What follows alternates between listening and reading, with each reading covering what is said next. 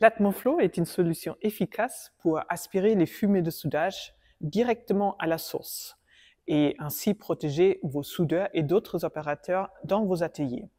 Vous pouvez pour cela utiliser une torche aspirante, un capteur ou aussi un nettoyeur de sol. Et aujourd'hui, je vais vous montrer comment ça fonctionne. Allez, venez avec moi.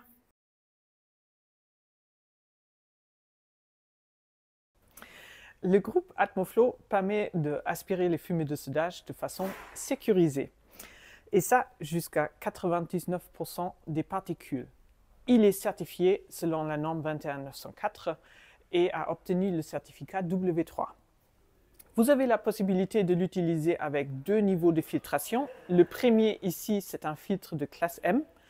Et le deuxième ici peut être un filtre H14 et peut permettre, selon les dérogations de la CARSAT, un recyclage de l'air aspiré. Sur l'écran de l'Atmoflow, vous auriez plusieurs informations d'afficher. Vous pouvez suivre le temps d'utilisation du groupe, mais aussi la temporisation, donc le temps que le groupe reste encore allumé quand vous avez fini de souder. Ces valeurs-là, vous pouvez aussi le régler sur l'écran.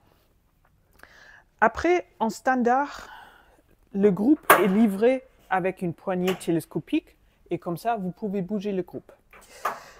Il est possible aussi d'avoir d'autres versions du groupe avec un équilibreur dessous, par exemple, ou alors un bypass qui vous permet de brancher en même temps une torche aspirante MIG et une torche aspirante TIG, par exemple, et d'utiliser l'une ou l'autre. Pour la mise en place, connectez d'abord la torche aspirante à votre poste de soudage. Ensuite, connectez le tuyau à la torche et aussi au groupe aspirant. Pour le fonctionnement automatique, branchez la sonde DDA sur votre câble de masse. À la mise en service, pensez à faire une calibration de votre torche aspirante. Pour cela, allez dans le troisième sous-menu et lancez un étalonnage.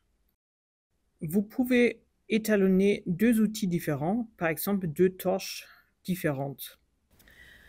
Quand le filtre principal est obstrué, le groupe Atmoflow va vous indiquer l'erreur numéro 103, filtration obstruée. Prenez donc un nouveau filtre et ouvrez le groupe. Pour cela, dévissez les 4 vis et déposez le couvercle. Sortez le sac en plastique et prenez le filtre qui se trouve actuellement dans votre groupe. Au milieu, vous allez trouver une vis qui doit être dévissée. Ensuite, prenez la sangle du filtre et tirez le filtre dans le sac. Poussez-le bien au fond du sac et tournez le sac. Cela permettra d'enfermer le filtre avec les particules hermétiquement.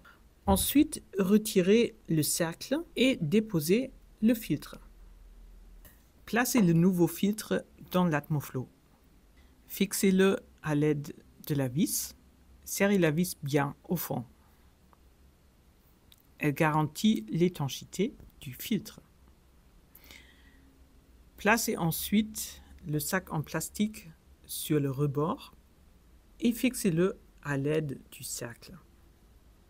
Enroulez ensuite le sac en plastique et réinstallez le couvercle à l'aide des 4 vis.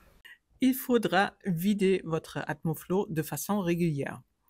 Pour cela, allez dans le menu et ici sur le troisième écran, choisissez Procédure de vidange. Suivez ensuite les étapes de la procédure. Installez dans un premier temps le sac en plastique sous la valve et ouvrez ensuite le robinet.